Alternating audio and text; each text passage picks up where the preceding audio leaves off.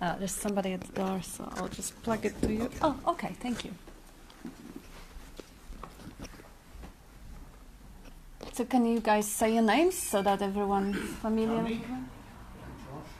Josh, Tony, Selina, Miri, Steve. Steve. Hey.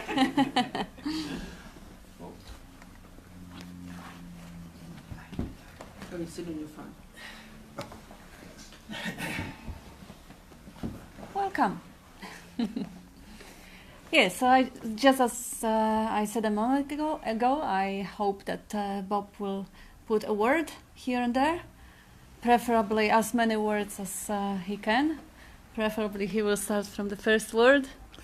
No, I'll leave that to you. You can open it up and get in. Okay. So what's the you? What's the I? You were supposed to point that out. All right. Okay, so what is the I? It's like every one of us says I. So how many I's is there? It seems like the one I have taken different version of itself in different body minds. Because that sense of presence, that I, like naked, without the body or without the mind, without the story about it, what is it? Is it any different from one to another? So now when we look at the I, when we look at the personal story, we can look at, like every one of us will have a little bit of a story about being male or female, about being born at a certain time, about the first memory that we have, or the parents, or the school, or first day at school, or first friendship, or first love, first heartbreak, then career, job, whatever. Those are all, we say, this is I, this is my memory, this is my past, those are my parents, my siblings, my children. So this is all particulars that are hanging around that I. So there is an I, and that I possesses the body, the sex, the past, the children, the whatever it does, the cats. So now, the same I in every one of you will have slightly different set of puzzles there around. It's almost as if the I, before the incarnation or embodiment, has the options, okay, let's have a couple of puzzles. I'll have the talent for singing, and I will have no social skills, or I will have tendency, whatever. It's just a theory, because of course there is no such a thing as a decision-making I that is picking from the back of a puzzles, no. But it seems like that life essence, before it comes up into a body, it already have the set of circumstances that are going to be conditioning it. Like the certain body is born to certain family, to certain religion, to certain belief systems. It has certain sex, skin color, and predispositions and talents that throughout the life will be reconditioned and reshaped. And that same I ends up like, moment to moment is an end product that is this situation. So there is an I, and that I in this version is female, in this version is male, in this version is a little bit of a leper. It's just temporarily. His face is going to be beautiful in a week time. So it's still one I. Like if we strip off the sense of presence, we strip it off from all the associations that have been built around it. Like, yes, my first day at school, my first heartbreak, my first friendship, whatever, my parents. If we strip it all off, what is left is the I, the sense of presence, that I don't know if you can, but I can't tell the difference. If the story is dropped off, I can't tell the difference between the I in any other form. Like I can't tell the difference between the being, the sense of being, the stillness of being. There's someone at the door, can you get it? Thank you. Between me and the tree, there is a being about it. everything else apart from that being is a story. It's a story about the person. Hey.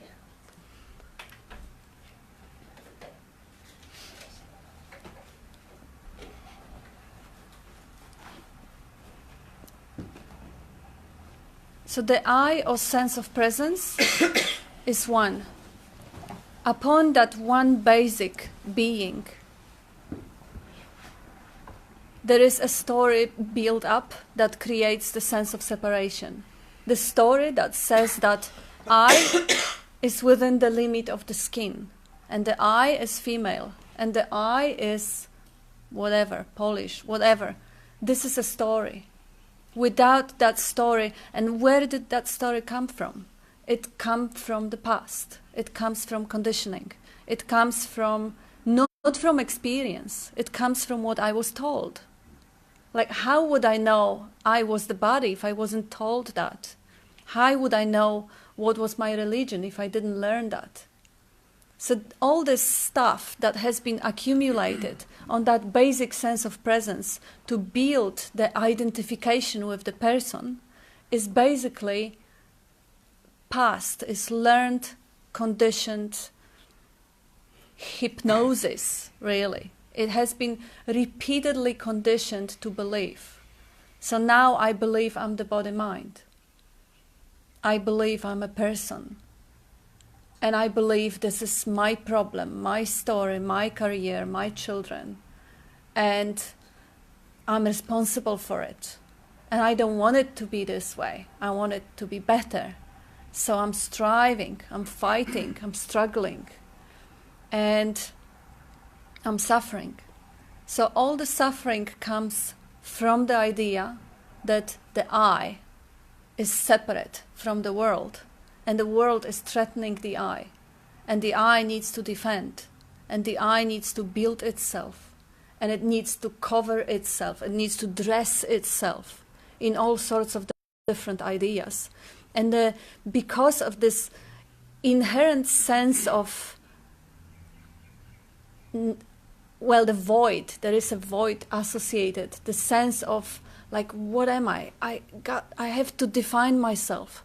Because if I don't know what I am or who I am, I'm threatened, I'm dangerous. I don't know how to relate to others. I don't know how to relate to myself. So that sense of insecurity, that sense of incompleteness, unworthiness, sense of not being enough, is being covered. And is constantly being covered by the stories that we have about ourselves. I had so many experiences. I met so many enlightened masters, or I've been in so many places, or I have so much money, or I have so much possessions, just to medicate that sense of incompleteness that comes from the idea of being separate, that comes from the idea that has been learned, picked up along the way, the idea that has probably never been questioned, and if it has, perhaps there is a little bit more to it before it drops off. Because the moment the ideas that we put upon ourselves are actually seen for what they are, just concepts, they're not very harmful. I mean, it's totally functional when I go to work and people see me as a person or a body or female body. It's not to deny it or fight with it. Yeah, of course, that in this locality of a dream, I'm playing a character of a person with the female body. What's wrong with that? But I do understand that I'm not this body. How could I be this body? It's idiotic. I mean, the body is changing. Like, how does the body, what is the cell in the body the same when I was first day at school? Or when I had my first heartbreak? Or when I was a baby? There's nothing. The body is constantly changing. But there is something that is aware of those changes. So obviously, I'm the awareness. And within me, the body is dancing, is moving, is changing, is digesting, is growing hair, is beating the heart. The body is doing everything. It has inherent intelligence within itself. Every cell of the body knows its function and knows what to do. So I'm the awareness of the life in which the body is appearing and dancing. and as which the body is appearing and dancing, because everything is one, everything is that one life, so that can't be the awareness and the body, because that's two. Awareness becomes the body, or the emptiness becomes the form. So that one life essence, or one intelligence, or one self, or God, or whatever, appears as the other. It dreams itself to be an other. The emptiness dreams itself to be a form. So this is the beauty of it. The body is an expression as well as the vehicle of expression, because that intelligence or self or God or awareness or emptiness expresses as the body and expresses as everything through which the body also expresses. So everything is one. Thoughts, feelings, emotions, bodies, forms, they are all different vibrations of the same one essence. That one essence that expresses as the silence and the content of silence, the sound, like as the stillness and the movement in that stillness. If we move the particles in the air and there is an air, there would be a sound. If we move them faster, there will be a light wave. If we move them yet faster, there is a field of probability that creates matter and creates solid objects. And that solidity, seeming solidity of the dream, comes up from that brilliant body-mind machines that are equipped in these powerful computers that are computing informations all the time and are storing informations all the time. So we are looking at the images that we learned from the past and we are sustaining them by recognition of them. So the whole illusion, the whole manifestation of the Maya is actively being created and recognized at the same time by the one. It's not that the body is creating the world or world is creating the body, because they are not separate. Like the body can't be separate from the environment. Bob has shown it many, many times, how the body cannot function without the air. It has to breathe, it has to eat the matter, it has to have the earth to sustain itself, it has to have space to exist in. And it is mostly water. So it is actually one and the same. It's just a rearrangement of elements. There may be more of the one of the element than the other. Like obviously there are things that have different element of fire. They have different temperature. They have different liquidity or solidity. But basically there is just, the whole appearance is just a different, it's like a harmony, or it's like an orchestra of vibrations. The vibrations that produce sound, light, matter, space, emptiness, they're just all one vibration. And now, from that perspective, this magnificent dream appears. The people appear, the stories, the past, the very intimate details of every individual I, the individual I to start with. Because the I got individualized when it identifies with the story, with the body, mind, and the story. And this is nothing but to be loved. This is beautiful. The problem starts when it becomes the reality. Because when it becomes the reality, right away, this story is going to be compared with any other stories. This intelligence or this physical appearance or this wealth is going to be compared, and relatively there's always going to be something better and something worse, and the story will continue.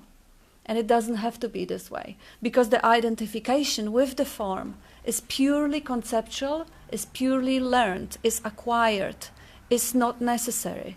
It can be questioned, and when the identification with the form drops off, there is no need to compare that form with any other forms. And if that form is not being compared, there is no possible to feel inferior or superior. So now, whatever that form looks or that, there is nothing wrong. There is nothing wrong with the skin cancers. There is nothing wrong with aging. There is nothing wrong with the toothache. That is just another form through which the emptiness appears as the other, appears as the form. Because how else would it have a glimpse of its own magnificence, if not by dreaming itself to be something else and looking into that 3D mirror at its own self? Yeah, so everyone says I. And now, what we say behind the I is a story, and it's not necessary. Staying with the pure sense of I, the pure sense of presence, and watching the unfolding of the moment after the moment, without the commentary, or if the commentary goes on, just adding the commentary to the list of content, without believing in it. Now that is what is called the effortless living, natural living. That's the way animals are living. That's the way planets are living, or suns, galaxies, at least what we can gather. Because the consciousness of any other beings is really not, there are theories about it. But one thing that is sure, that when the beings, anything that has the being, is stripped off from any ideas or any scientific theories, this is just what is, the basic presence, the basic awareness of presence. And that's the sweetest thing. That's the miracle of life. The miracle that is so close that nobody can ever deny it. We can argue about anything we want, and we can try to be right or whatever, but this one basic thing, it can't be denied. Nobody can say I don't exist or I am not. What I am? Sure, 1,000 stories. But I am. This is for sure. This is nothing that... It's really like, this is an experience. This is the experiencing. Yet this is that beloved miracle of life, and is so vastly overlooked, and is so underestimated, and is so neglected. The beauty of aliveness in this very moment is so neglected because of the habit of running to the head for the story, because of the conditioning, because of identification with the me, with the story about me, rather than the sense of presence. We very early in life we learn that, and there's nobody to blame for it, because we are watching all the adults around and we want to be like them, because that's how the machine is programmed to learn. And the adults were watching other adults, so it is totally perfect. And if that wasn't happening this way, the conditioning to become an ego or person, of course the awakening wouldn't be on stake. That wouldn't be possible. So it is a beauty of the story, that the story comes about embodying the mental image of what I am, identifying with the body and the mental image that is in the body, and growing up with it, and suffering with that, and taking everything personally, and competing with others, comparing with others. This is the beauty of it. But the consequence of that is that because the story is only conceptual, is only made of thoughts and ideas and images, it basically cut us off from experiencing that sweetness of being, and bring us back to the head, to covering up that sweetness of being, the miracle of life, with the story of what I am, who I am, what am I going to achieve, and so on and forth. So now we're sitting in the head, and if someone tells us, drop down, feel your heart, feel the gut essence of being, the first response is, nah, there's nothing there. Oh, so what? Yeah, I am, but so what? It's not exciting. It's not that much fun. I mean, it's so much more fun to go into a drama and tell everyone how great or how horrible I am, or the other person. It just kind of feels more juicy. The body is responding to the thoughts, creating emotions. There is an emotion, the movement. When I feel inferior, there is a contraction. Wow, so much going on. That's nothing, but it's definitely not boring for the for the mind. It's a lot of creating going on. I'm creating myself as inferior. And now, to stop the story, to drop the story, I end up in silence. Shit, that's boring. It's nothing. It's not. It's only initially and only for the head. For the mind that is got so much used to be noisy and having so much to chew on, that silence, that stillness is boring. But if that stillness is not evaluated, like if the heart essence is not looked from the head, like I'm looking down at my own feelings on my own heart and, yeah, boring, empty, nothing.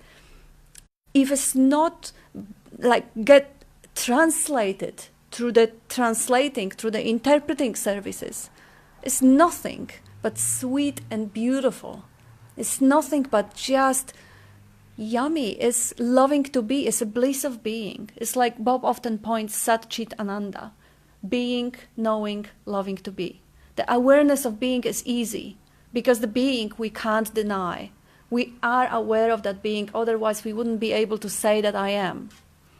But the sweetness of being, the bliss of being, is so largely covered by the noise, by the mental storying, by all that interpretation going on, that is not really experienced the way it could be.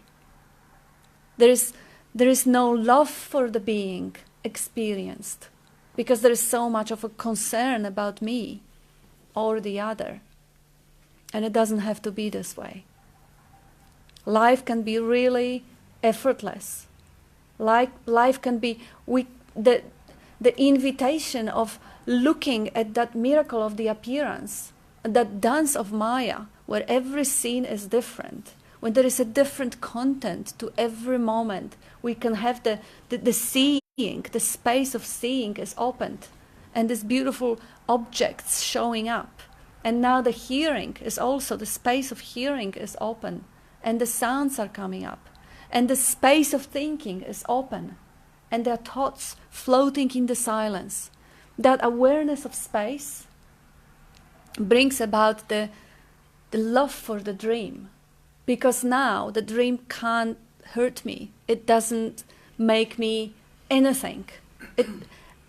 I'm just the awareness in which everything appears. This body, these sounds, that are the appearance in the awareness. So from that perspective, life is not painful anymore, even if the body experiences pain. And life can be as juicy or more juicy regarding the functionality.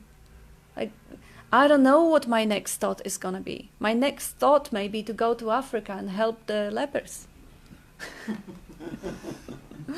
Gotta leave this one go. So it is not to say that once you realize that everything is dream, you stop engaging with the dream. Bullshit. Bullshit. People who actually realize it is all a magnificent, beautiful display that is made of my own self. That I, the awareness, I, the emptiness, created this masterpiece moment to moment, and play with it and dream it, because this, the dream character and the dream, are made of the same substance. So this is an interaction, this is the seeming two, the character and the world. And knowing that this is a dream doesn't stop you from dancing it, doesn't stop you from cooking, cleaning, helping others, and whatever is the calling. Some people have calling to go to the politics, or change the climate, or create a music. So that is that beauty of the way the dreamed character is manifesting itself, is expressing itself. Now is none of my business. I don't really care what this dream character is going to do tomorrow or in 10 years. I don't have to worry about my future, because it's not my future anymore. Life created the character. Life, I am the life. And I, life, will look after it. Until it doesn't. And that's okay also. Because there is so many forms of the I through which the life experiences itself. Why would I be only concerned about this one? Why would I not be concerned about all the other versions of my own self? So we all love the stories. And there's nothing wrong with that. Loving the story is just loving the way the life expresses, is loving yourself, the story. But when the story gets very, very personal, and I only love this one and none of the others, or I even hate the others, or fight with the others, or compete with the others, and that's still how life wants it. It's still all right. Everything is all right. It's like nothing needs to be different. Nobody needs to wake up. Life is experiencing and expressing itself exactly the way it wants. But also life invites that type of conversations. Also life invites another way to look at it, invites investigations, and the possibility to get rid of that self-obsession, that interpreting everything personally. It is all about me. The whole world evolves and rolls around me. That is sweet because that's what life wants, but it's redundant. It's not necessary. That I is completely not required for any actions. The I is not required for thinking. Thinking's going on. It's not required for maintaining the body. The hunger is going to guide the body to find the food. The I is not required for absolutely anything. It's just a phantom. It's just the idea made of past experiences and concepts. And that idea, when questioned, can be seen as redundant. Just like we wake up from the belief in Santa Claus or Father Christmas, the same way we wake up from the idea of being separate self that possesses the body or that is the body. And now whatever shows up on the screen of awareness is the beloved and is okay. It's not mine in the same way as it was when I was taking everything personally. And it is mine in completely different way, in a way that absolutely everything is mine. So I don't have to look up that somebody else has better car because it's also mine. That's somebody else and their car. So I can't be poor anymore, even though this particular body may not be surrounded by luxury. But my wealth is infinite because as life, I experience itself moment to moment through different set of eyes. I'm looking at myself through thousands or millions of different eyes. I'm interpreting myself through thousands or millions of brains or minds or stories. And wherever my attention rests, there is more of the complexity coming up to be appreciated. So that's the way of living that is so much more effortless, is so much more easy, and nothing is really lost regarding the functionality. The body is still aging. The body is still looking after itself. There's still feelings coming up. There are positive feelings and negative feelings coming up. There are dark clouds on the sky and bright clouds on the sky. The idea that, oh yeah, you realize that the I or the self is a fiction, it means you'll never fall sick or never have negative thoughts. Bullshit. Like, look at the sky. Sky is the same. Everything is one. Everything expresses as one. So the sky experiences dark clouds and the bright, sunny, bluish or whatever. It experiences clarity and it experiences confusion. It experiences overcast. Or dog doesn't have an ego, doesn't have any idea of separate self, and it occasionally gets irritable or it starts barking. So every emotion is experienced just as it always was and just as it will always be, because there is no other way to actually travel through the dream. It wouldn't appear at all if it wasn't appearing dualistically. Like if Bob wasn't capable of experiencing any unpleasant sensations or emotions or thoughts, he wouldn't be capable of experiencing positive ones either, because they're only recognized through their opposites. In the appearance, through that biocomputer, the sound can only be recognized because of the silence. The form can only be seen because of the space. And the thought can only be recognized because of the stillness. The movement because of the stillness. So the opposites are still playing out. So there will be irritability in Bob or anger. It's just that there is nobody here to take them on board. There is nobody to say, I am angry, I'm justified in my anger, and I will perpetuate that story forever, and I'll find vengeance or whatever. No, black cloud comes, appears, and disappears. There may be raining a little bit for a moment, or even a thunderstorm, but it will go away. So, by saying all that, it is actually to show and demonstrate the most important message that Bob was carrying on through decades, over 40 years to people, that what you are is already that. You are already that pure life, that pure awake awareness, the wakefulness, the aliveness. There is nothing you need to achieve. There is nothing you need to find. You don't have to wake up, go through painful process of meditations or practices or anything. You are experiencing feelings, emotions, sights, sounds, just like Bob does, just like everyone else does. So that's what life is experiencing. The one thing that is actually seemingly different or is experienced differently within you, if you still believe you are an individual, than in Bob, is the belief, I'm not that yet. I have to work on myself, I have to grow, I have to become someone, I have to try harder, listen to more satsangs or read more books, and then I will find it, because right now I am not that yet. I am individual, I am limited, and I am a person. That's a belief. That is a belief, just like the belief in Santa Claus. Just as that's the belief in a flat earth. People used to believe it, and that belief created and shaped their experience.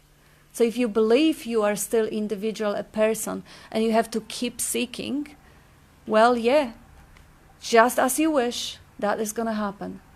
Your belief is going to shape your reality. So there is absolute impossibility. If everything is that one life expressing as everything, as every shape, form and pattern, is absolute impossibility that you are something different. Totally unthinkable, impossible.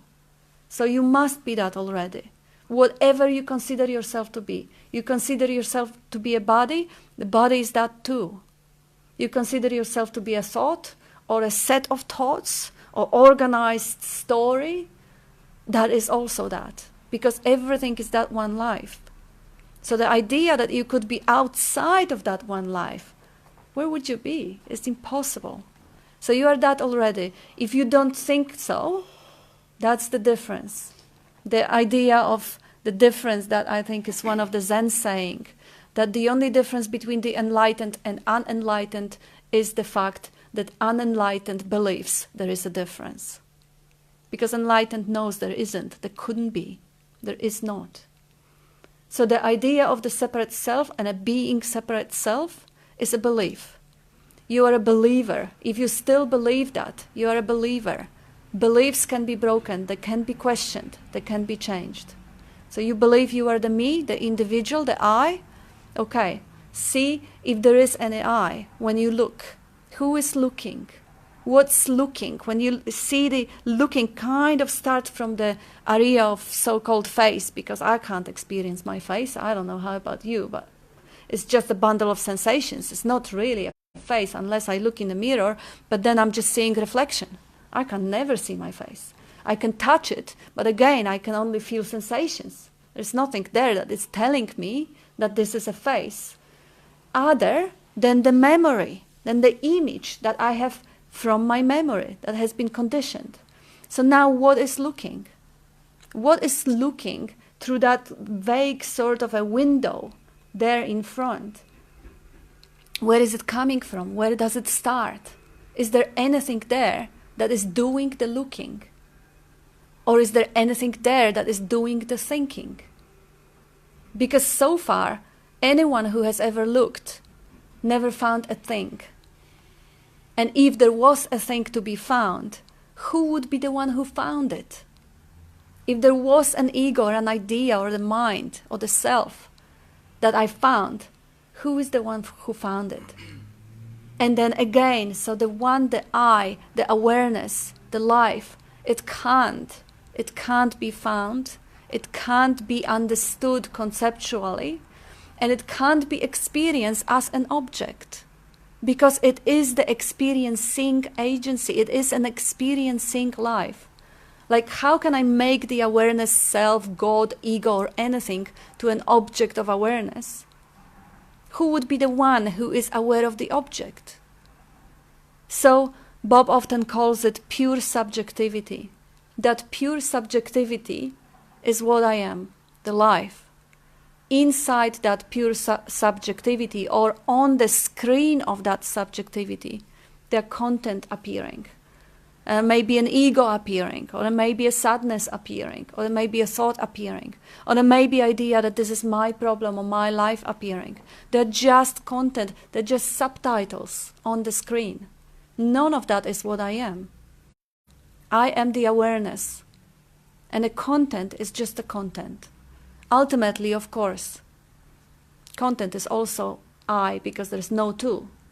But for the sake of pointing, recognizing the content or the appearance or the Maya as the appearance, maybe actually a huge step ahead. Recognize that everything that you can witness is the appearance, is the dream, is the illusion, Maya, or the phenomenon, phenomenal manifestation is a phenomenon. So the pure subjectivity, or a basic screen on which that phenomenon is appearing, is prior to the appearance. And again, the prior is the idea that contains the mind in it, and the time is the language. The limitation of the language makes us use words that are completely inadequate and inappropriate. There is no prior, because everything is happening simultaneously right in this moment. All past is happening right in this moment, because I have to recall it from the memory right in this moment. There is no time unless I create it in the conceptual thinking. The only time there is this present moment, that is eternity. And everything else is just this chunking, dividing, organizing is happening in the mind. And that's beautiful too, because without that, there wouldn't be nothing. There wouldn't be anything.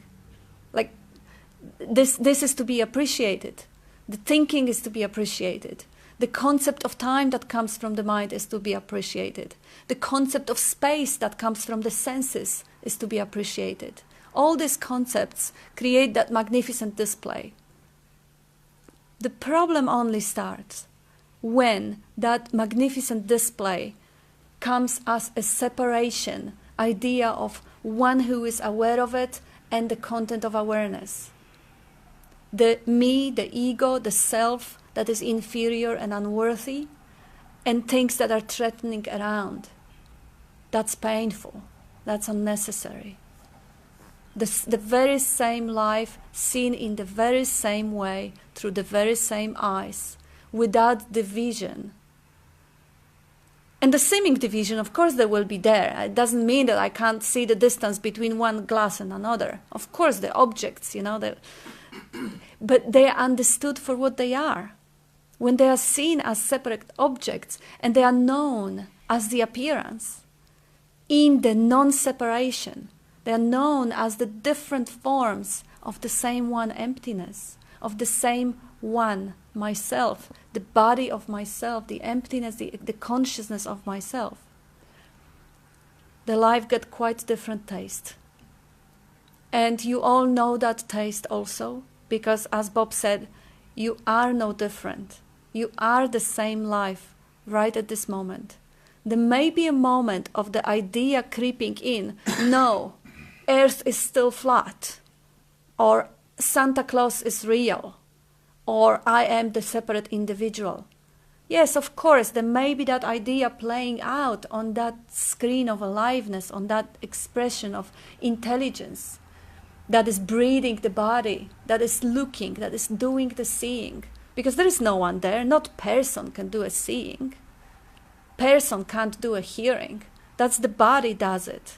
Everything is totally taken care of by the way the whole design has been made, by the biocomputer, the body, and the operational system that is there to interpret it, the conditioning. So that's the beauty of it. And you know it because every time that cloud, that Santa Claus is real, or the person is real and I am this person, every time that cloud is not obscuring the beauty of natural being, effortless being, you are that. Unless you have the idea that I'm the individual, a person, a sufferer, there is no individual or person or sufferer. Like if you don't think about it, are you the person? You have to think, you have to have the thought to believe that you are a body-mind. Try it and see if you pause the thought. If the idea that I'm body-mind cannot possibly occur to you, if you experience yourself as a body-mind. There may be mental image coming there, but that's again idea, just push it aside. What am I if I don't think about it? If I don't adopt this belief as Santa Claus or flat earth or person or little dwarf inside there pulling strings and thinking. If there is no idea like this, what can I say about myself and the being without assumption that I'm a person, a female? Like how would I even know that I was female if I didn't have the thought that comes from the past, that somebody told me, that society told me? It's impossible. Everything is learned, everything is words, and everything is relative. Without thinking, without language, without words, what am I?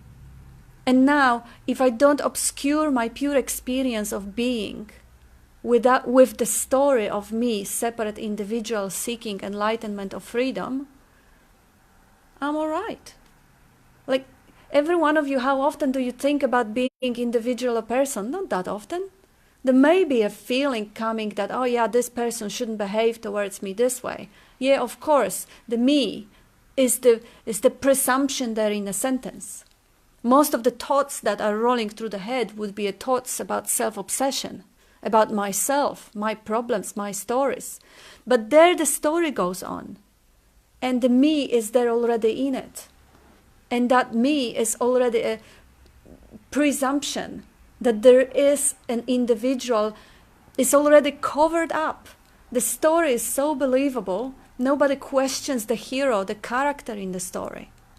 But when the story is absent, when I'm sitting and listening to the birds chirping, and there's no story, or there's a moment when I go out and I smell the air and it's nice and sunny, and there is a brief gap with the storytelling, what am I then?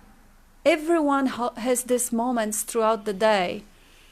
I don't know, maybe few, or maybe hundreds, or maybe thousands. Just watch it, acknowledge yourself for those little moments when there is no self-obsession going on, when there is no selfishness going on. And this is not to say that there is anything wrong with selfishness. There's absolutely nothing wrong with anything. If the self-obsession is going on, this is not to, oh my gosh, I'm selfish again, I have to beat myself up, punish myself, I should stop it. Totally not. Who is the one who wants to beat yourself up and stop it? That's the very selfishness. So the ease of being is to love everything as it is. If the selfishness comes on, self-obsession comes on, okay. And you are the one who is the awareness of it. You are the one who is actually manifesting. You are the life experiencing the selfishness. It is okay. It is not to be suppressed in any ways, and it can't be. Even the trying to suppress the selfishness or trying to kill the ego is the very ego doing the trying. So it is pointless. It's really about the effortless being in which the moments of no selfing are recognized and appreciated and acknowledged and lived fully, like the moments of silence. Like there is no noise going on in the mind, like, oh. Or the moments of noticing the space or the movement of the trees. Nature is the easy one. But anything that gives us sense of relaxed type of a joy. Not like obsessive eating or obsessive shopping or porn. No, something that gives us a sense of relief without mental activity. Or without sedating the suffering or sedating mental activity. These moments, you will see them, many of them throughout the day. The more attention goes into these gaps in selfing, the more it is being reinforced and the more often you're going to see them.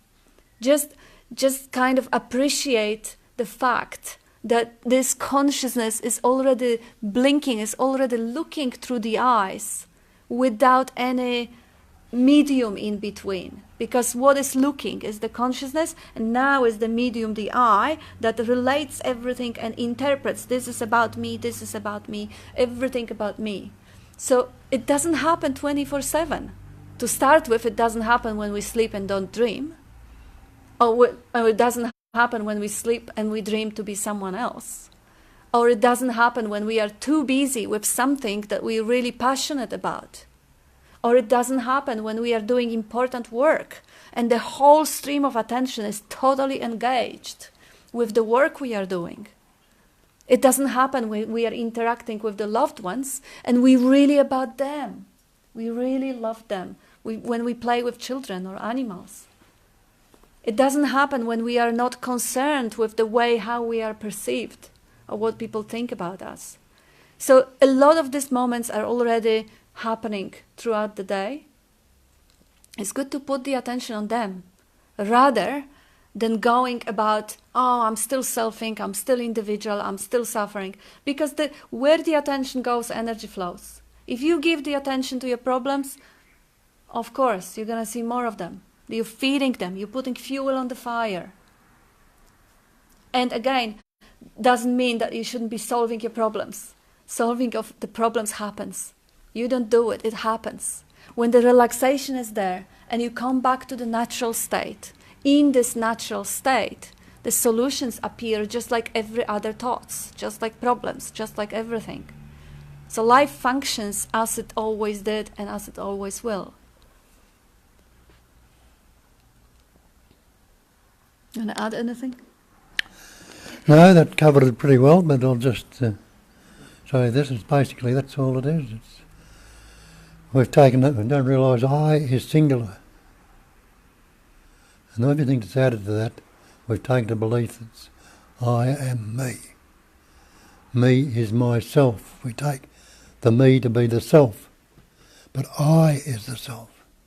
There is only the one self. And it's all self-signing, self-aware, self-realising, self-knowing. It's the one self that's appearing, patterning and expressing as everything, and also the no thing. There is only I, and that's, you'll see that basically all through the scriptures. I and the Father are one. Not talking about Big Daddy up in the sky, but the Father, the sense of presence, and the I are one and the same thing. And he tells you that the Father is greater than the I. The I is only a thought, but the Father is the totality. And who was it? Somebody said before Abraham, Moses, I think it was, before Abraham was there. Abraham was supposed to be the father of the Jewish people. And when they said, what about Abraham? And he says, before Abraham was, I am. Again, pointing out that that sense of presence is not a personal self, it's not a person. That's been, Kat's pointed it out beautifully. There is no person. And you know that in your language, where does person come from? Persona, the mask. Pointing out we've got this mask of identity on ourselves. We're not the person. So that's that sense of presence, that knowing that you are. Anyone who is not knowing right now, you can't say, I don't know. You can say I don't know, but there's got to be a knowingness to say it. I mean, knowing, so you always and never have been that. Knowingness is not a personal knowingness. The persona is the ego. It's not the singularity anymore. It's the one essence, I tell you, it's the one essence of patterning, shaping, forming, experiencing and expressing as everything and nothing. Only that one essence. So how can you or I or anything else be separate from it? And they tell you that in the manifestation, in the scriptures they tell you this manifestation is Maya. It's illusion. It's a phenomenal manifestation. And your dictionary definition of phenomena is that which appears to be. So it's all appearing like a dream appears. Appearing, seeming to be. But if you investigate it, you'll see it's not as it appears to be. And that's what needs to happen. There needs to be an investigation. And the you can't do it. Because the you and the I are the same thing. But in the resonation with what's going on, it'll start to happen by itself.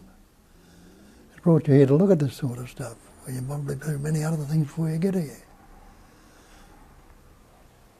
Investigating it, the truth cannot stand up to investigation. The false cannot stand up to investigation. Investigate it, it must fall apart. And when it falls apart, what are you left with?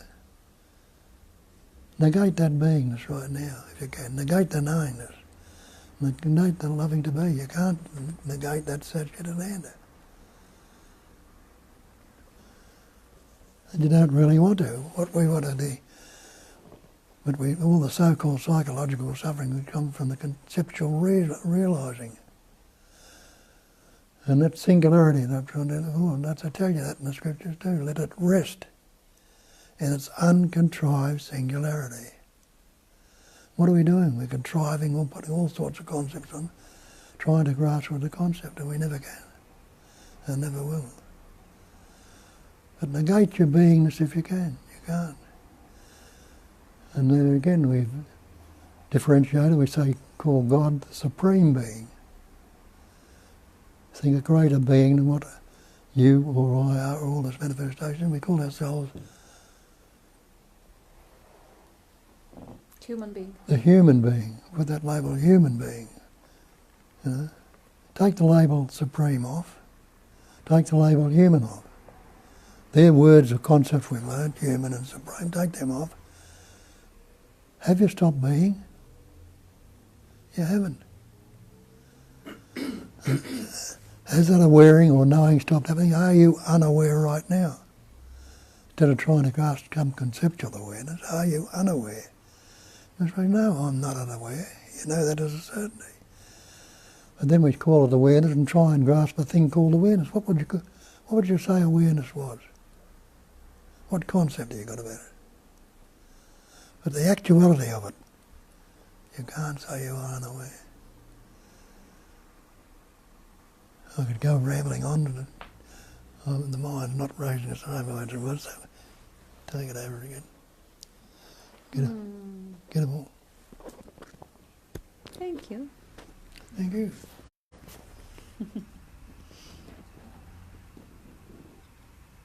Yeah, there will be time again when Bob will be holding whole meeting. Amen. Don't conceptualise. I know. It's just a wishful thinking. There's nothing wrong with anything. There's nothing wrong with wishful thinking either. Yeah, it's just his time, I'd imagine. Yeah, so how are you traveling with all that? Is it clear enough, or you have any questions or arguments, or?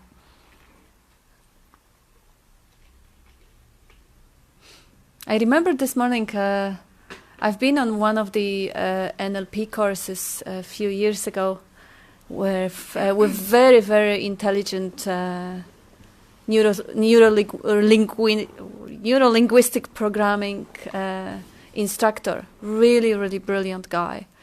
And he was basically giving us the intro that this is the machine operated by the computer that is conditioned to respond to the environment the way it has been conditioned to respond. And I said, oh, now he's talking. Cool, I like it.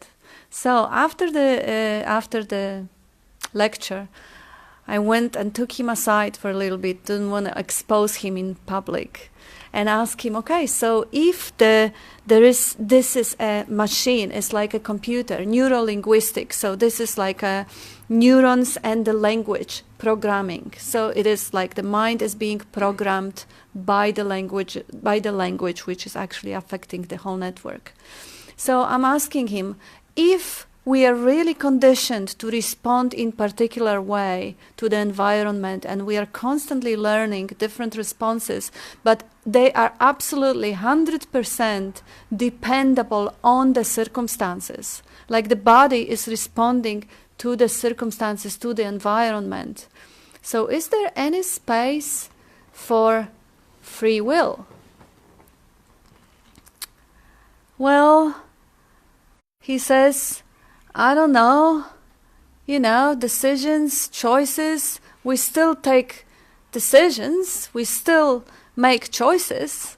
And I say, yes, right, but you just told me that our decision or our choice is going to come up totally conditioned the way the body has been programmed to engage with the environment.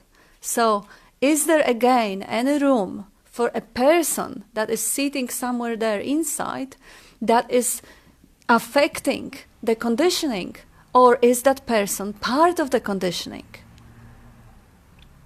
He said, yeah, well, I guess you can say it like this, theoretically, but I'm still going to believe I make decisions and I take choices against the logic.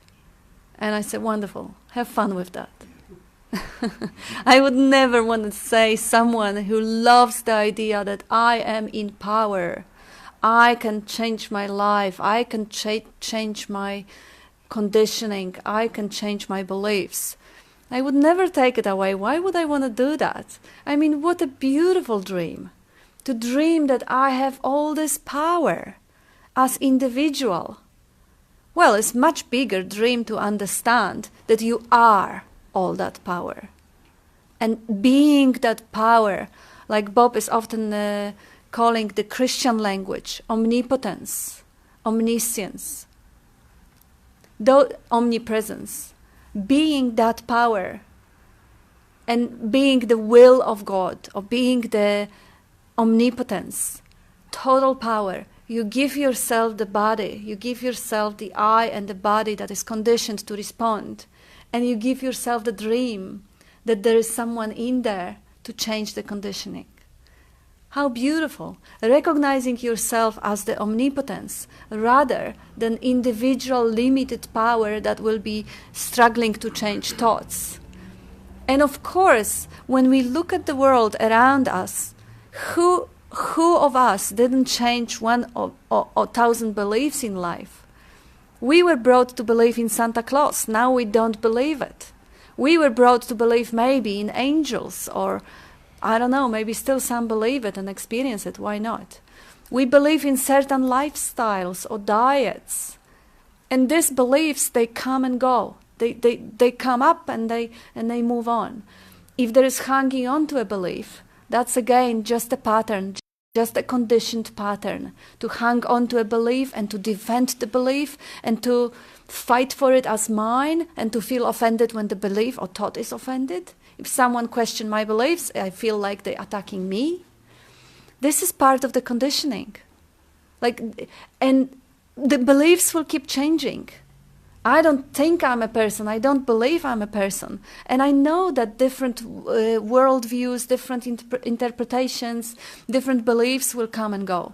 The beliefs that this food is healthy and this one isn't is also picked up along the way. And not having any attachment to those beliefs make, again, the whole game, the whole dance, even more lovable, even easier to be appreciated. So I don't have any free will. And I don't do any decisions or any choices. It doesn't mean they don't happen. Decisions, choices, spontaneous acts are happening all the time. I could say on the level of a dream that I'm taking hundreds of thousands decisions per day, micro decisions, because I'm taking credit for what my body does. I'm taking credit for going to the bathroom or writing an email to someone. I'm the doer of it. And in the conventional language, this is good enough. This is fantastic. I'm not going to call my mother and tell her, you know what, I didn't call you. I'm not speaking to you because there is no me. Bullshit. It's wonderful to actually appreciate the dream and engage with the dream. This is just a ride, like Bill Hicks told us. This is just a ride. So enjoy the ride. Enjoy the ride. Doesn't mean you get off all the roller coasters and you just watch withdrawn at the beautiful fun park. No, have a ride. It's fantastic. You can't stop it. You can't change it. Just enjoy it. Just witness whatever is happening in the ride as the omnipotence, not as the like a minute power of the persona, the mask that you are wearing, conceptual mask having a seeming power to change something or to take credit for some changes. Now I decide to, let's say, quit smoking and I'll be fighting with myself. I'm not smoking. It's an example. And now I will give myself a credit for all the struggle. Or I'll beat myself up for not enough of the struggle. Again, self-obsession, all about me, me, me. While as omnipotence, omnipresence, I'm seeing, this pattern is conditioned to put this much effort into, let's say, swimming or walking. And it puts this much effort to talk to someone. I'm learning about what this pattern, how is it conditioned, how it is going to respond. And I never judge that. If that pattern responds in a nasty way, in a rough way, or it swears at someone, or it gets angry, right, okay, that pattern has this, that set of patterns have this pattern in there. This is the way it reacts, it responds. But because I am not this one, I'm not going to beat myself up for this. I'm not going to feel, feelings may show up, whatever. Embarrassment, guilt, shame, I don't know, they don't. But if they do, they probably will show up for a flash. But there is no problem with anything. Doesn't mean that now I'm not going to be growing anymore and I'm not going to get better at anything. It's just like the cats. They are getting better. The more they jump, the better they jump. So the longer I'm playing within that fun park, having a ride, the better I'll be riding. It's natural. Without the obsession of growth, without the inferiority complex telling me that I'm not good enough as I am, and I have to put time, money, and effort to make myself better and more worthy, that bullshit is quiet. It doesn't show up anymore. I don't need that. It's just not showing up. So life goes on as it always did and as it always will. It's just so much more fresh air. It's so much more space. It's so much more quiet. And if the attention is not trapped in sustaining that mask of personality, the persona, the mask, that very attention is free now. That attention that was congested and congealed into sustaining the belief is free. So I'm seeing much more beauty, if that even possible. And there's just so much beauty. And beauty is an interpretation of the judgment. But I'm saying beauty when I see a dead rat on the pavement, because it's a miracle also. The body that is is completely flat is a miracle too. So everything is actually understood in the way that is the same and different. The same because nothing has changed, and different because it's not related anymore. And without that relating, suffering is impossible. Pain is possible, suffering is not. Suffering, it always has to be about someone who is in conflict with what is. Someone who has the idea that it shouldn't be this way. The life should be different. I should be different. The pain shouldn't have been here. The person shouldn't have treated me this way. Ideas, thoughts, in the relation to the persona, the mask, the mask of identity. If there is no mask, no persona, if there is no one who has been treated badly or has toothache or whatever, there is no resistance. And then pain is, of course, is a healing process. Pain is the call for attention. That's the way the body attracts the attention, which is the healing power. But the resistance is not there. And if the resistance is not there, there is no problem. What's wrong with right now if I don't think about it? Nothing. Everything is fine. Only the thought creates the problem. There is no problem without the thought. And then my mother believes in a conspiracy theories. The world is about to end. So, well, climate change seems real. The famine and death and abuse, terrorism feel real. Yeah, absolutely. Heart-crushing. But only when we think about it. Because when we don't think about it, and the act of terrorism without the label happens in front of me, there will be a response to it. And perhaps there will be an end of the act of terrorism, or maybe acceleration of it. But there won't be any story. And living from that standpoint, yes, maybe the life on Earth is going to end. So, that's the idea of future. Right now it is there. Right now it is to be appreciated. And if the life of humanity is going to end, is the I, is the intelligence going to end? No. If I'm not human, if I'm not humanity, doesn't really concern me that much anymore. Of course I wish well all the sentient beings, but it is not a problem anymore. The nature will resolve itself. If the nature need to shake off that parasite of humanity, it will. But that's again idea of future. In this moment, we're here. And what are we? What are we not? What are we? We can't say, because it requires the concepts. But what are we not? We're not the content. We are the awareness of the content. Ultimately, we are the content as well, but all of it, not just one, not just this body and not the others. If I want to go through inclusion, I am everything. I'm the space and the content. I'm the silence and the sounds, all of them, not just this. But that sounds very intellectual and very logical and very kind of yucky conceptual. But what's the experience? And the experience is the easiest, the fastest way to achieve the experience is to pause the thought for a moment. And it doesn't mean there is someone in here who can decide to pause the thought or choose to pause the thought. No, there is no doer here to do it. But it happens. It happens. We can experience that. When Bob asks you a question, what's wrong with right now if you don't think about it? And you really want to figure it out. There is a curiosity to figure it out. Ah, what is it? The thought pauses by itself.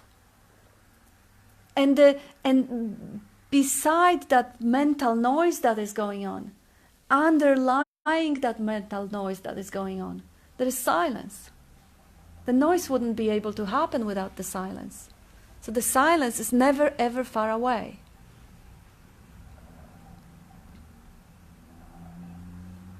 You want to say something? No, not at the moment. Not at the moment, okay. Come on, join in. That's been great. Been great. Really clear. Thank you. I always struggle with trying to... I don't know, it's just like you can't know what you're going to say. So, like, before the meeting, I have an idea. My gosh, Tony is always asking for the theme. Maybe we should just pick up one of a nice theme and just dig deeper into the theme and just explore it. And, yeah, and then I'm thinking, yeah, but what would I pick up? No way. I just can't think. I can't think. So maybe if someone drops the theme, oh, yeah, then we can start going on it. But if someone doesn't, I just have to kind of hope that the random word will kick it off. Otherwise, we're just going to sit in silence. And over the years, perhaps, we'll see if it happens or not, Bob has developed that magnificent spiel that is really a walk from basics, from the fact that you are already dead, through the fact that he can't teach you anything or tell you anything because there's nobody there and there's nobody there either. So it's just only self-to-self talk. Then through the idea of how, as a baby, you didn't have the concepts about what you should or what you shouldn't, or what you are and what you aren't.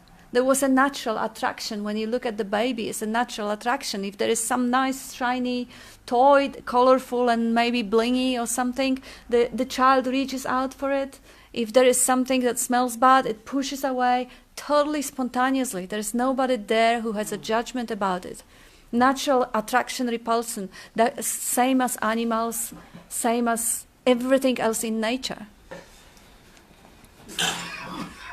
And then he is showing in the spiel how it gets covered up with the concepts, with the identification, with parents telling me I am a little Johnny, I am good boy or bad boy, and then insecurity and vulnerability comes from the separation, wanting to have the family that will support you, the friends and the nation and the whatever, the oil, the wealth, everything to medicate that sense of inferiority and insecurity. The whole human life is medicating the sense of incompleteness or unworthiness, which is learned at the first place, which is only acquired through the idea of being something else than life, something separated from totality.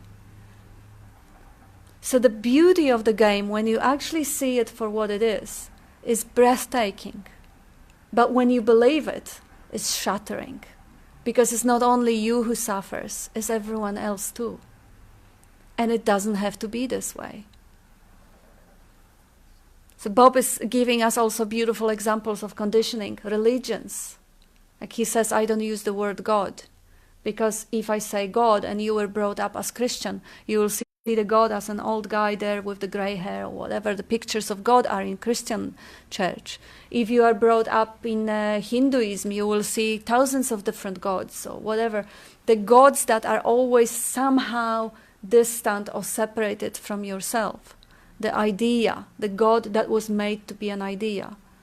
And I know that some people actually do resonate with the word God or higher power or whatever, greater power or total power. Because that's what Bob says. God, we are calling it omnipotence.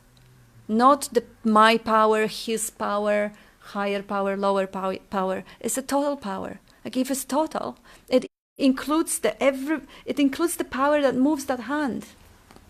It includes the power that gives the voice.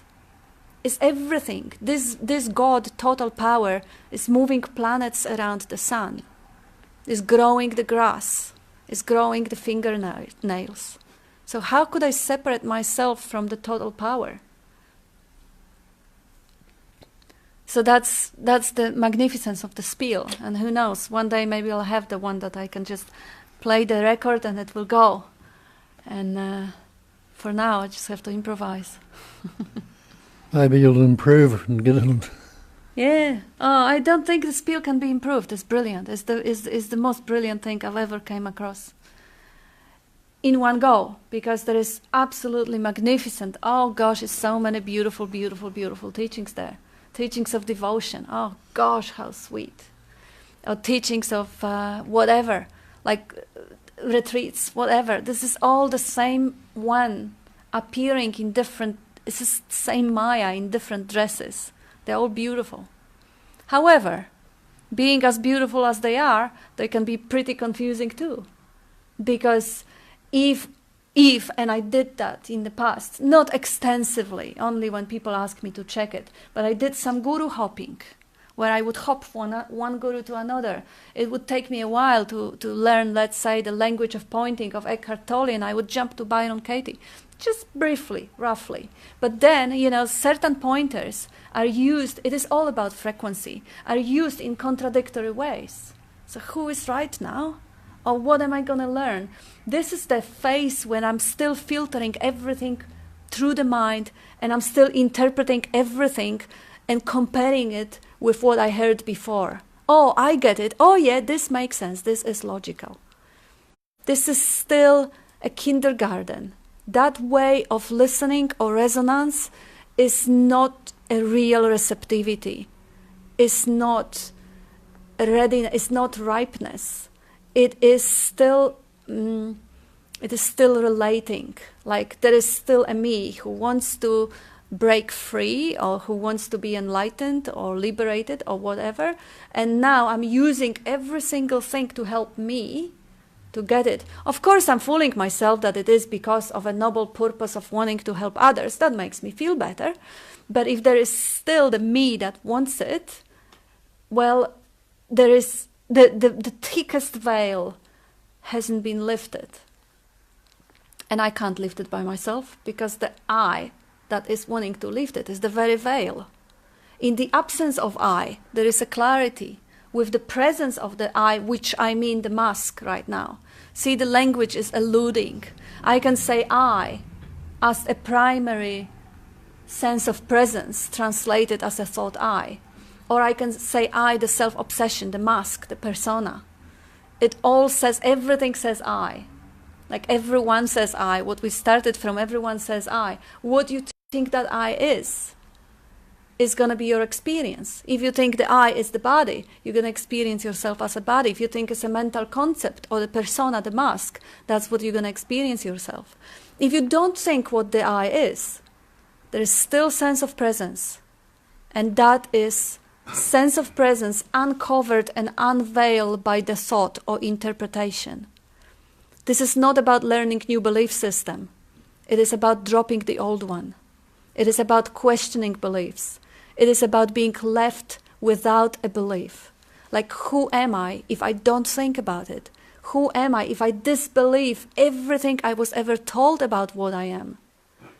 Who am I if I can't really use language to shape myself? I can't give myself any form. Who am I if I don't relate to mental images that are so automatic that I can't even stop them? I can't stop them. I can't. If I say face, the mental image of the face comes up. But I don't have to take it on board. I can just push it aside for a moment and see, okay, who am I without all the beliefs? Without the belief of being a person, being a Christian, being a woman, being anything that I was told by other people.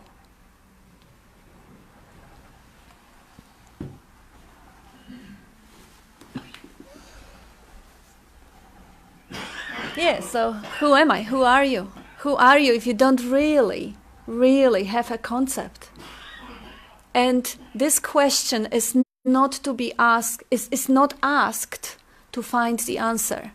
The primary question that Ramana Maharshi and many others promote as the very fast and easy way to investigating is not to seek for the answer. When I ask who am I, and I sit with that, the answer may come about from the mind, and I can spit it out. And then I ask again, who am I? And then another answer may come up from the mind, and I can spit it out. Because whatever I can come up with, whatever answer to that question is not it. If I answer the question, who am I? I'm the space. No, space is a concept. I'm not the concept. Okay, who am I? I just am. Like, whatever I can say about myself, I am this, without even naming it. No, again, if I'm this, then there is a that I am not. Again, a concept. So now I'm buying into a concept of separation. So what's really the experience of who am I? The answer to that question is silence. The answer to that question is dropping off of the mind, is disappearing of the veil of interpreting, is hanging the computer off, or is not hanging, it's just like, when the computer doesn't process anymore. So the answer to a question, who am I, is just being, Sat Chitananda, plain awareness of being, and the sweetness of that awareness of being. When the attention doesn't seek out into the stories, problems, ideas, content, and the whole attention rests on the sweetness of being, that's what I am. If it seeks out, that's still what I am. Of course, there is nothing that I am not. And for the mind, the only answer to the question, who am I, is I don't know. And I can never ever know. Because if there was something that I could possibly know, that would be a thing, object, that wouldn't be a singularity, that would be a content. So I am what I am, who I am, who cares? If there is nobody here who wants to know, the question doesn't come up. So the end of the seeking and the end result of investigation, of a proper investigation, is not finding the answer. It's not finding what you seek. It's dissolving the seeker. The ultimate freedom is when there is no seeker anywhere to be found, when there is no questioner to be found. If there is no questioner, there is no question. If there is no question, there is no seeking. So the freedom from seeking, that basic sense of I am, without anything added onto it, is what's called the liberation, or whatever they call it, freedom, enlightenment, whatever. But it's not a thing.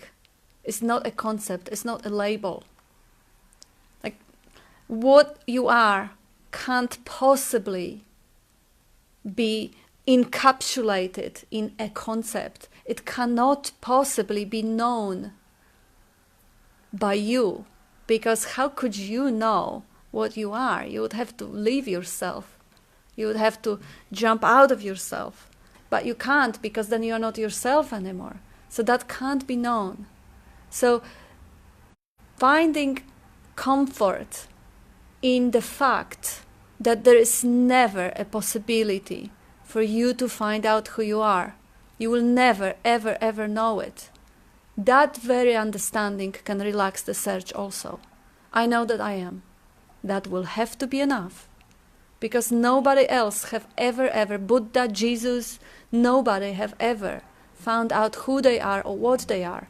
They could point to it by saying, I and the Father are one, or there is an omnipotence and I'm not different than that, or I am already that, and everything is that. That is a carpet, that is the body, and I am that everything. Those are pointers. The pointers, the labels. The label is never a thing. The word is never a thing. I can give myself a label what I am, but I'm not the label. What I am is just I am. Bob says, I'm talking to the I am that I am. There is just one I am, experiencing itself through different forms. The tree could say I am. The grass, the carpet, everything has a being. Everything has the stillness, the love of being. It exists.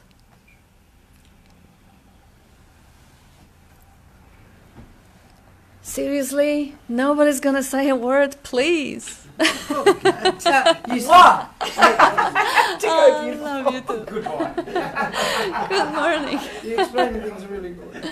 Oh, thank you. The problem is Bye you're too- everyone, you're too sorry I clear. have to go. Oh, I love that problem.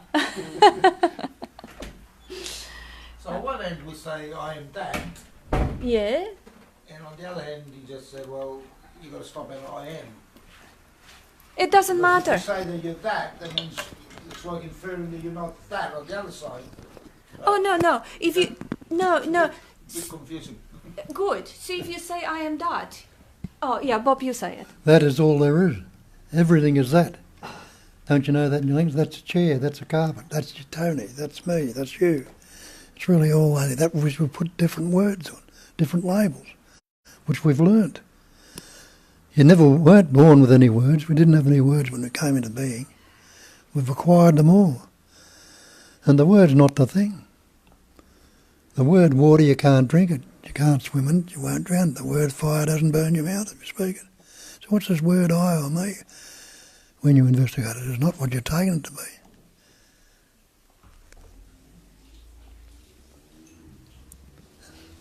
If you take that, the I statement, just I,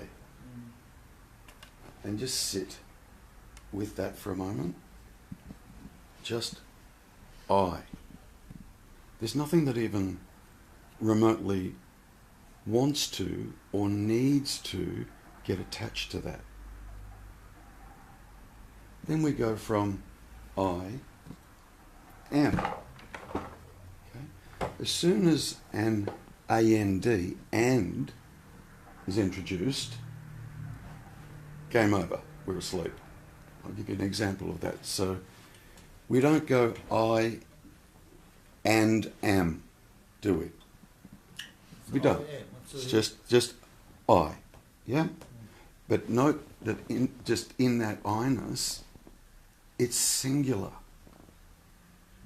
There's absolutely no split in that. And that can be totally experienced by everyone sitting in this room. If you just look, sit with that I. Then we go I am. And we're encouraged to sit with that I amness. Okay? So we go I am. And we don't go I am and Terry, do we? I am and Tony. I am and Tass. Doesn't make sense. Yeah? But as soon as I go I am Terry, and comes straight after that. And as soon as that and comes straight after that, my identity gets born. I am Terry and, oh fuck, woe was me. Or whatever. Yeah. Big story. And. Yeah? So, as soon as we identify as being something, and usually the first thing we that's most apparent that we identify with is our name. I am Terry. Oh! As soon as I've done that, there's a big story attached to Terry, an enormous story attached to Terry. Okay? But when we go, I am, there's no story there. Still a bit of a split. And the closest you can get to that singularity or that pure beingness or that pure knowingness is I. Because there's no split there. And that can be experienced yourself. You can look at that and experience exactly what I'm saying yourself. It doesn't have to be taken on as a concept. You kind of grab a hold and go, okay, I. And just I. First thing you'll notice is it's really still and it's really quiet because it's not split. There's no vibration in it. It's not swinging like the mind does in duality. It's like present moment, I. You go, I am, not I and am. Doesn't make sense, does it? Just doesn't. It's like there was two, you know, I and somebody else Yeah. or something else. I and am, like, that doesn't connect from your knowingness of I. Your I knows that it can't be I and am. There's an intuitive understanding or knowing that that's false, I and am. Just know. You know? There's just a knowing there. Yeah? As soon as we go, I am Terry, or I am Tass, straight after that there's an and. And also the same thing happens with I am that. If you say, actually, this is the way the pointer has to be understood, because the that is a word that you use for everything. Like the way Bob is using, I want to just demonstrate it quickly. He's using that pointer. See, he's not saying I am already that. He's not saying I am already that. He's saying that. And now, if you look at the plain word that, how and when you use that plain word that is a phone, that is Mary, that is Bob, that is a carpet, that is a lamp, that is a space, that. This word that signifies nothing. It is just a pointer. It's just a, like finger pointing. I think like Bob just said just before, that if I say I am that, so I'm looking at the chair, I think what Bob said was that is actually is everything. So that's the concept you've got to look at. So you don't look at that as a singular thing, you've got to look at it as being everything. Because if you look singular, Yes. then there's more other singular things. Exactly. Yeah, Exactly. So when you say I am that it's got to mean everything basically. Absolutely. Because if you are everything. If you say I am that, it's like you've got to saying just I'm change everything. it over from looking at that as being an individual to that as being everything. Yep. Or, Yes. yes. Yes. And I am that I am. Yeah. Mm-hmm. Yeah, I never used to understand this. I am that. No, I am that I am. That's right. Yeah. Mm-hmm. So I am that I am. Yeah. I am that I am. I am what I am, and that's it. Is Yeah. it or not? Yep. That's the translation of the Yeah. That's the way I Jehovah. understand it. I am what I am, and that's it. There's no The other, word there's nothing Jehovah, else. the God. Sum I am total, Just, that I am. just Yeah. Sorry? sum total of your experiences and experiencing still. In stillness. just be careful with the word what. And why. It's not I am what I am. It's I am that I am. I am that I am. There's a big difference. Yeah, yeah. Did I say what? Yeah. Okay. Yeah. No, I knew it was I am that I Yeah. am. But you'll generally find it'll be a self-identity that will use that word what. Yeah. I am what I am. Mm. You'll generally find it. There's an identity there that will use that language. Also, the question "Who am I?" is often asked as "What am I?" Yeah. It's just again the pointer. I use that a bit. Who am I and what am I? Yeah, I used to do that too. Yeah. I can't stress the importance or the significance though, because it can. Yeah. Because you can know this yourself, is to experience your own I. Yeah, well, I was doing it before, and before you said the stillness, I could feel it already. Mm. Yeah. There's no split there, Yeah. you know. It's just So if you want to singularity. be sitting with the I am, that's fine. But generally, what we do when we do that is we go. We're consciously trying to sit with the presence. So there's still a little bit of a split there. Yeah. I am. How do I know I am? Because I'm here and I'm present. And okay, so I am this presence. I am this awareness. See the split? Yeah. I am this or I am that. Yeah. Which is a lot better than going, I am the thoughts. What a fucking nightmare it is in there. Do you know what I mean? Yeah. So I it's- don't relate to me when that happens. I don't relate it to me. I just sit in that. Beautiful. Yeah, I don't relate to me. Beautiful. So just, you get a bit closer when look, if you're taking on the pointer, I'm going to sit with the I am. Great. But you get a bit closer when you just sit with the I. Well, that's a good point to say, yeah. Because when you just sit with the I, there's no notion of that you're sitting with presence or you're aware anything, nothing. That's it. You're just I. And stop there. and that's it. Yeah. And it's so still. It's completely still. And there you can experience that. that stillness and that silence and that quietness. Yeah? But as soon as you start attaching anything to that I, the split starts to happen. Yeah? It's a subtle split with the I am. It's still a split, but it's really minor, that split with the I am. But then as soon as you attach anything onto that I am, it just fragments. No longer the singularity.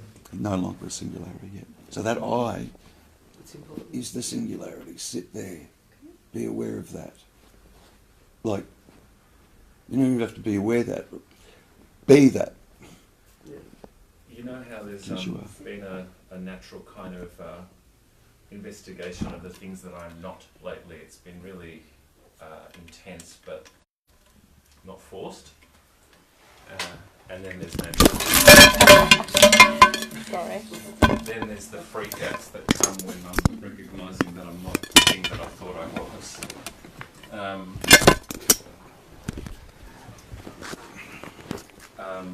Last night there was a real clarity around, I'm not the relationships that I thought I am. I'm not the concept of family, that I'm not, I trap myself into this illusion of what being a brother is, or what being a son was, and then I realised that none of that is real. It's just a story. And then of course there was the freak out, because there was a recognition that there's freedom, there's freedom from all of that. And then there was but what am I? So then there was this kind of contraction again. But before the contraction there was this grief. There's just this the grief that came with trying to being forced to be something that I'm not. And it was I hadn't felt that level of grief before, because I'm always medicating myself with something. So in that moment of recognizing that there's freedom, what you're saying, Terry, is stay with I am without trying to contract or find a form that I can relate to or hide behind. Or expand. It's Taz. Contract or expand. Either way. Want more, Taz, want less. I'm not asking you to do anything. Yeah. Okay. Yeah. But in the statement that you just Yeah, made, yeah. it just happens. Yeah. Okay. So you might go through this moment of grief and Experience. and I understand why too, and it's totally okay. Just leave it be, Yeah. like literally. Leave it be, allow it to be. Yeah. Yeah.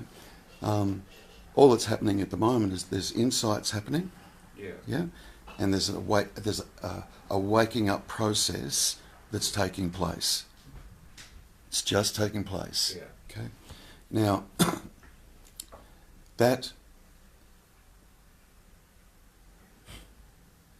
is a perfect example of what it was that I was just saying. Can you see that?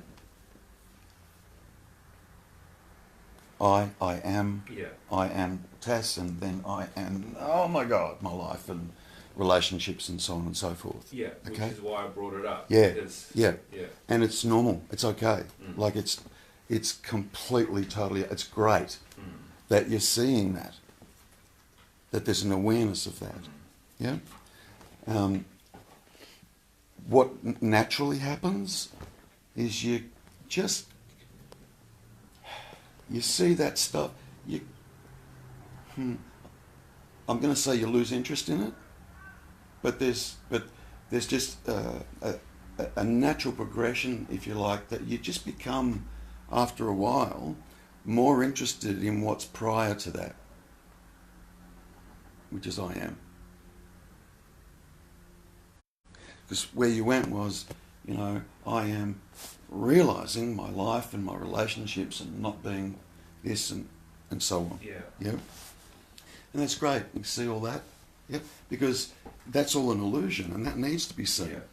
It's a total fabrication and it does need to be seen, Yeah. which is exactly what's happening. Yeah. And if you are really seeing it, it will move you. You will experience all sorts of feelings around that. Leave it be. That's okay too. It's kind of like a purge. Yeah, that's how it feels. Yeah, it's kind of like a purge. Be with it. It's totally and completely okay. And what I'm saying, what I was trying to express earlier, will happen by itself. Yeah. Don't try and do anything. Well, Don't no. try and, yeah. Well, this was it, because when there was that freak out, it was like, I have to do something. Yeah. But then there was a recognition, well, what is that by doing it anyway? Mm. And what is there to do? Mm. It's just spontaneous. Mm. And then again, it was what happened last week as well, was the freak out, and then a recognition that it just brought me back to the moment. Yeah. That any thought about the future really is a story, and it's not real. Mm. So it brought me right back. It's almost like there's that freak out, which brings me right back to presence. Yeah. You got to see and you got to experience the power of that illusion. Yeah.